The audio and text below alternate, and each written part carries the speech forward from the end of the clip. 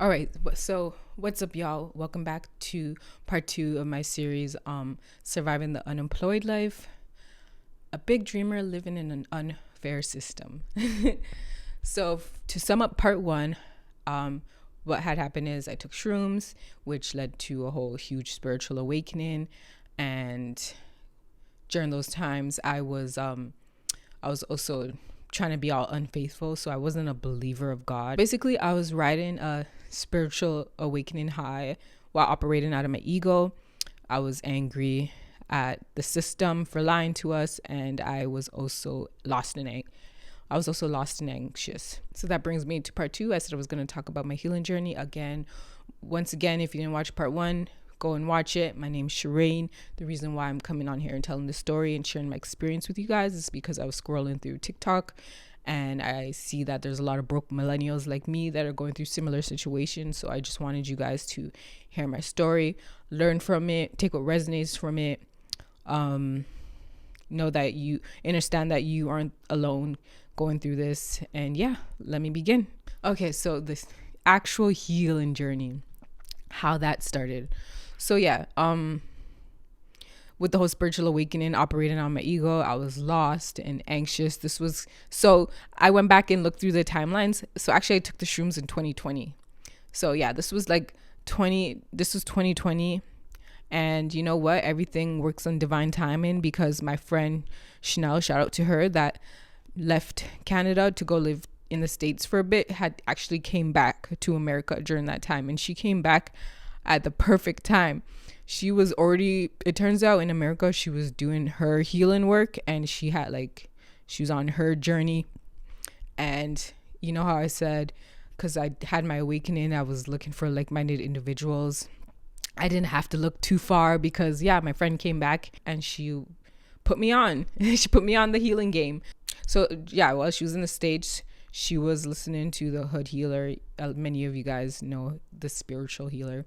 Shout out to her. I have like nothing negative to say about her, honestly, because the Hood Healer is the reason why my healing journey kickstarted. The Hood Healer and Chanel. Honestly, I appreciate you. I'm giving you a big shout out, Chanel, because you came back into my life literally at the best time.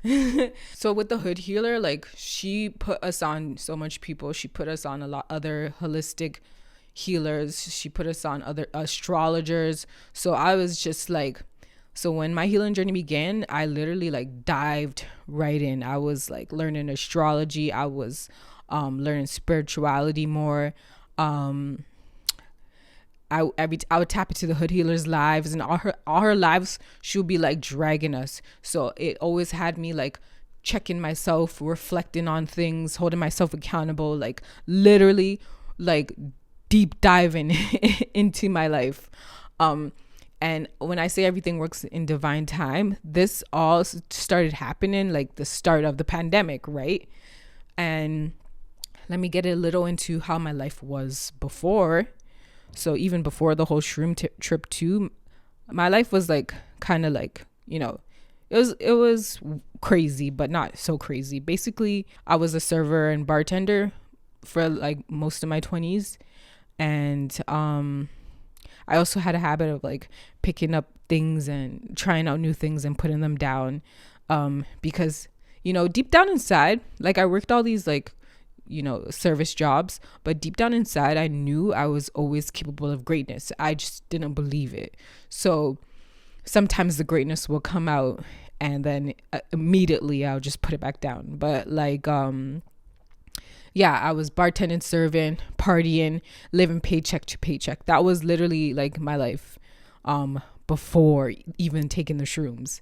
So the shrooms kind of help in that way, because it kind of pulled me to reflect on it a little more, but I was still kind of working or whatever. So yeah, basically my life before the pandemic and this healing journey, it was also starting to turn around too, is what I thought, because I'm like, okay, I'm done with the serving. And at that point I was also on a bulk journey. Shout out to Coach LJ. Oh, he's an amazing online coach, guys.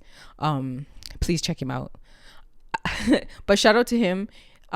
And because of him, I got inspired to want to become a trainer. So I'm like, okay, let me become a personal trainer. I was working out at Good Life. I'm like, let me become a personal trainer so I could get out of the servant life. And that's exactly what I did. I manifested that. I got a servant job at Good Life. They took me in, no problem. If you want to be a personal trainer, go to Good Life. They will take you as a beginner and train you into a trainer. But yeah, I was a personal trainer. I quit my last servant job. I'm like, yes, I can finally put down my apron. Fuck this.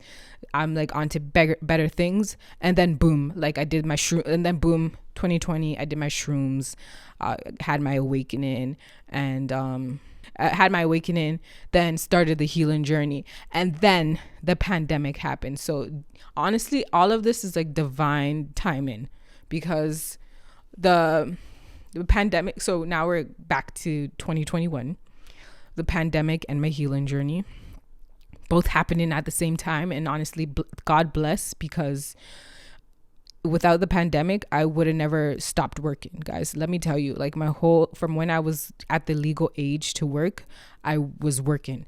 And honestly, I have nothing to show for it because I was financially illiterate as well.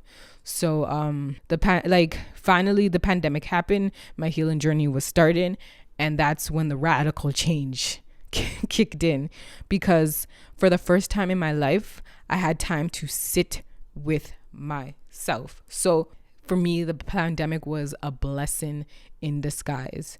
So it was the first time in my life I stopped working, and because we were collecting CERB too, the money was there, so I didn't have to stress. This is the first time in my life where I wasn't working and I didn't have to stress.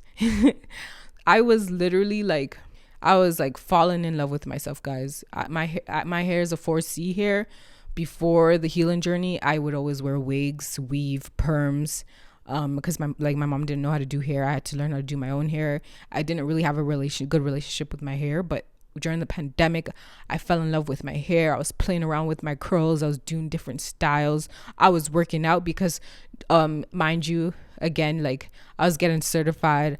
I was getting trained during while this was all going off. And then, the gym's closed, but I continued my training. Like there was certification places offering online training. So I was working out, I was doing challenges, and I was also training online training people. So what happened is, because of the healing journey and the lockdown and being with myself and sitting with myself, I finally came to the realization, like, I need to change. And I'm talking about, I got out of serving, but I want to be like an entrepreneur. I want to start a business. I want to I want to be better. I want to finally be better. So first of all, if you guys were dealing with the pandemic in Toronto, it was bullshit. It was like in and out of lockdowns. So I was in and out of Good Life. Every time I was ready to start working there again, it would close. So I took that as a sign, like, okay, after the pandemic, I'm actually not going to go back. So this is like what I'm talking about with my radical change. I actually chose not to go back to Good Life. And I started freelance training. I was doing outdoor training. That was like so fun. I miss it so much. And just to finally come to an end of part 2, that's when I made the decision that I need to get out of Toronto. Like the energy here is crazy. It's just, it gives me anxiety. It's fast paced. It's just about hustle, hustle, hustle. And I feel like the crabs in the barrel mentality is so heavy in Toronto. And I came up with the decision to move to Calgary. This is 2021. And I moved to Calgary in 2021. So we will talk about the move in part 3, guys. When I say your girl went into a radical change, that's the radical change there. One, I didn't go back to my Good Life job.